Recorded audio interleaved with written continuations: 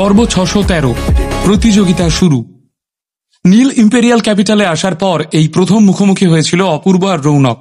অপূর্ব নিজের বড় ভাইয়ের সাথে কথা বলতে বিন্দুমাত্র আগ্রহী না হলেও রৌনকের ব্যাপার স্যাপার কিছু অন্যরকম, তাই কথা বলার উদ্যোগটাও দেখা গেল তার দিক থেকেই।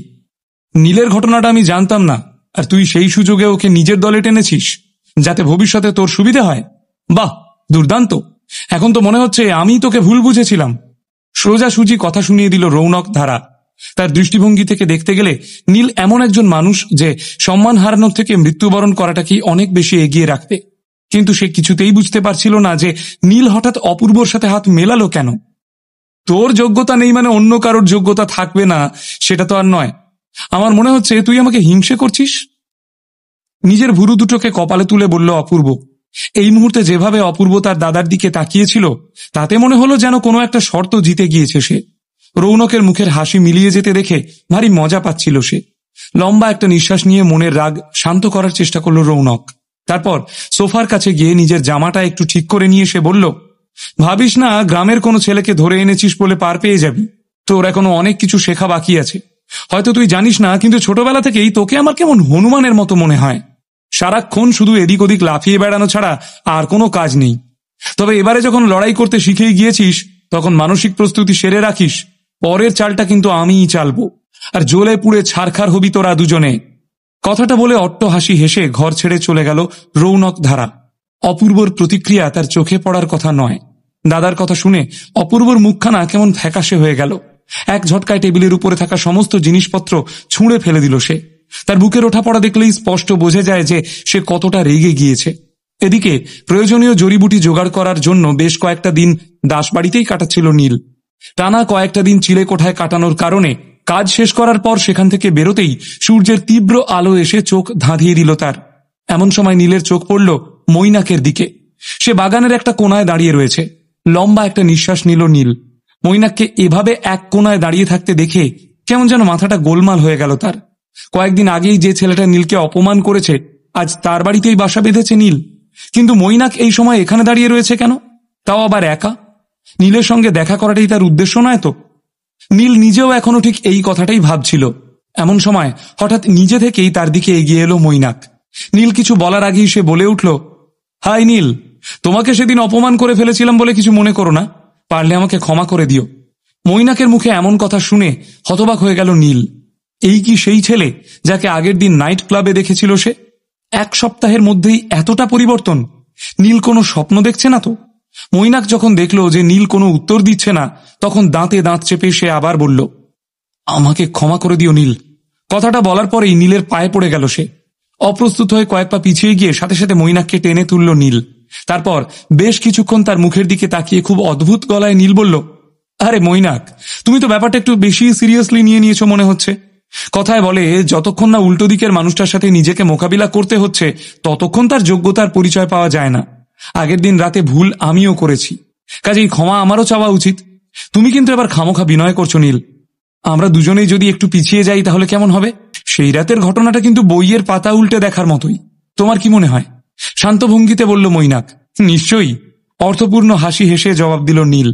আসলে সেই রাতের নাইট ক্লাবের প্রতিটা ঘটনা নীলের খুব ভালো করেই মনে আছে, কিন্তু সে কিছুতেই বিশ্বাস করতে পারছে না যে মৈনাক দাস যে এতটা উদ্ধত সে হঠাৎ নিজে থেকে এসে ভুল স্বীকার করছে কেন। এটা আবার তার কোনো চাল নয় তো? ওই যে কথায় বলে না, কাউকে মারলে আঘাত তার গায়ে লাগে না, লাগে মনে। কাউকে বকলে আঘাত লাগে তার মাথায়। ঠিক সেই রকমই এই সময় মৈনাক নিজেকে প্রচন্ড সমব্যথী হিসেবে দেখানোর চেষ্টা করছিল। এবার তাতেও যদি সে উল্টো দিকের মানুষটাকে সন্দেহের নজরে দেখে তাহলে তো লাভই হবে না। দাদুকাল আমাকে বলল যে তুমি নাকি ইন্ডিয়ান অ্যালকেমি গ্রুপের প্রতিযোগিতায় অংশ নিতে চলেছ। তোমার কোনো কিছুর প্রয়োজন থাকলে আমাকে জানিও, কিন্তু আমি যে কোনো উপায়ে তোমাকে সাহায্য করার চেষ্টা করব। কথাটা বলে একটা নকল হাসি হাসল মৈনাক। খুব ভালো করে তার মুখের দিকে তাকালে বোঝা যাবে যে মনের ভেতর কোনো বিশেষ কথা লুকিয়ে রেখেছে সে। সেরকম ব্যাপার হলে তো তোমাকে একটু জ্বালাতন আমায় করতেই হবে। মাথা থেকে পা পর্যন্ত ভালো করে মৈনাককে একবার দেখে নিয়ে বলল নীল। এমনিতে নীল মৈনাককে ক্ষমা করে দিয়েছিল ঠিকই, কিন্তু কোনো এক অজানা কারণে তাকে দেখলেই কেমন যেন বিপদের আভাস পাচ্ছিল সে। নীলকে আপাতত যথেষ্ট সতর্ক থাকতে হবে। শিগগিরই সবার আকাঙ্ক্ষিত দিনটা এসে পড়ল, মানে ইন্ডিয়ান অ্যালকেমি গ্রুপের কম্পিটিশন শুরু হওয়ার দিন। গোটা ইম্পেরিয়াল ক্যাপিটালটাই যেন নতুন করে জেগে উঠেছে। এমনিতেও এখানে লোকের অভাব নেই, আর তার উপর প্রতিযোগিতায় অংশ নিতে বহু সংখ্যক লোক এসে উপস্থিত হয়েছে এই শহরে। এই সাম্রাজ্যের অন্যান্য প্রতিষ্ঠানের চাইতে ইন্ডিয়ান অ্যালকেমি গ্রুপের মর্যাদাটা যথেষ্ট বেশি। সত্যি কথা বলতে ইন্ডিয়ান অ্যালকেমি গ্রুপ অন্যান্য প্রতিষ্ঠানকে যথেষ্ট চাপে রেখেছে।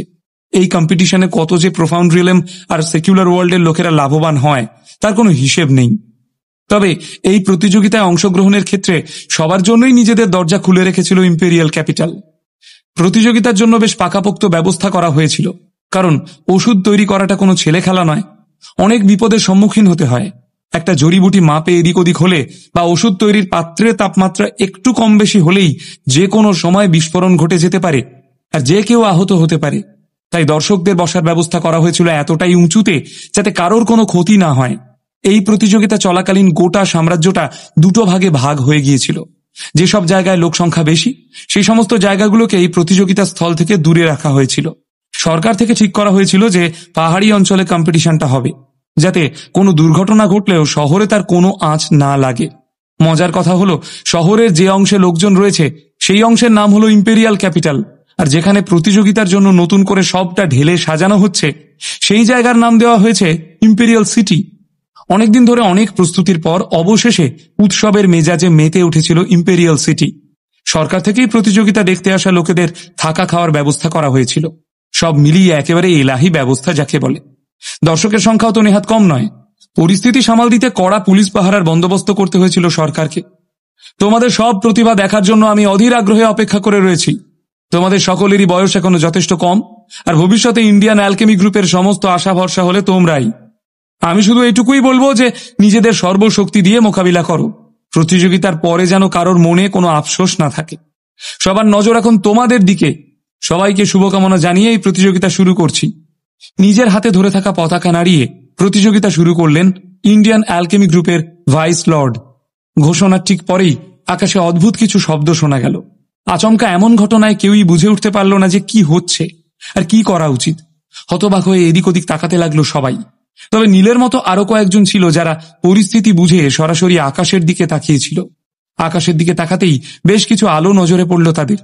ওগুলো আসলে আলো নয়, বড় বড় ওষুধ তৈরির পাত্র, যেগুলো আকাশ থেকে মাটিতে নেমে আসছিল। আর সমস্ত প্রতিযোগীকে সেখান থেকেই নিজের নিজের পাত্র বেছে নিতে হবে। ওরে বাবা, এগুলো তো পিল ফার্নেস। এতগুলো পাত্র একসাথে মাটিতে নেমে আসছে। ওগুলোর একটাও মাথায় পড়লে কি আর শরীরের হাড়গোড় আস্ত থাকবে? আমার না কেমন ভয় করছে। বারবার মনে হচ্ছে এই বুঝি ওগুলো আমার মাথায় এসে পড়লো। তোর মাথাটাতে কি খারাপ নাকি? কেন এরকম অশুভ কথা বলছিস বলতো? চল চল, কোথাও একটা গিয়ে লুকিয়ে পড়ি। তোমরা তো দেখছি সবাই বেশ মাথা মোটা। এত বড় একটা প্রতিষ্ঠান এত বড় একটা প্রতিযোগিতার আয়োজন করেছে, সেটা কি ওষুধ তৈরির পাত্রগুলো প্রতিযোগীর মাথায় ফেলবে বলে? হাঁদার দল। ওগুলোকে নিজেদের জায়গা অনুযায়ী তৈরি করা হয়েছে। ঠিক সময় মতো ওগুলো নিজেদের জায়গা মতো বসে যাবে। কাউকে কোথাও লোকাতে হবে না। মঞ্চে উপস্থিত প্রতিযোগীদের মধ্যে জোরদার আলোচনা চলছিল। কয়েকজন ভয় পালাতে চাইছে, আবার কয়েকজন এখনো যথেষ্ট আত্মবিশ্বাসী। কিন্তু আয়তনে ঠিক কতটা বড় এক একটা পিল ফার্নেস? এক একটা পাত্র কম করে হলেও 200 কিলোর তো হবেই। ইন্ডিয়ান অ্যালকেমি গ্রুপ কি আদৌ প্রতিযোগিতার জন্যই এসেছে নাকি লোকেদের হাঁড়ি কাঠে চড়াতে? না না, চিন্তার কোনো কারণ নেই। আসলে পিল ফার্নেসগুলো নিজেদের জায়গা মতন এসে বসে পড়ার পর প্রতিযোগীদের সেই অনুযায়ী নিজেদের জায়গায় গিয়ে দাঁড়াতে হবে।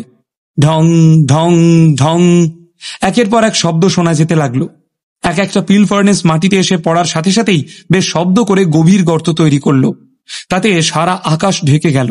কি হচ্ছে কিছুই দেখতে পাচ্ছিল না দর্শকেরা। ওগুলো আকাশ থেকে মাটিতে নেমে এসেছে।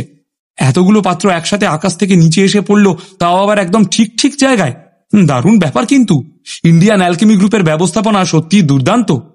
মাটির যে কি অবস্থা হয়েছে পরিষ্কার দেখতে পাচ্ছি। আকাশে কত ধুলো হয়েছে দেখছো? আমার তো মনে হচ্ছে এই খেলা শুরুর আগেই শেষ হয়ে যাবে। দর্শক আসন থেকে নানান মন্তব্য ভেসে আসতে লাগলো।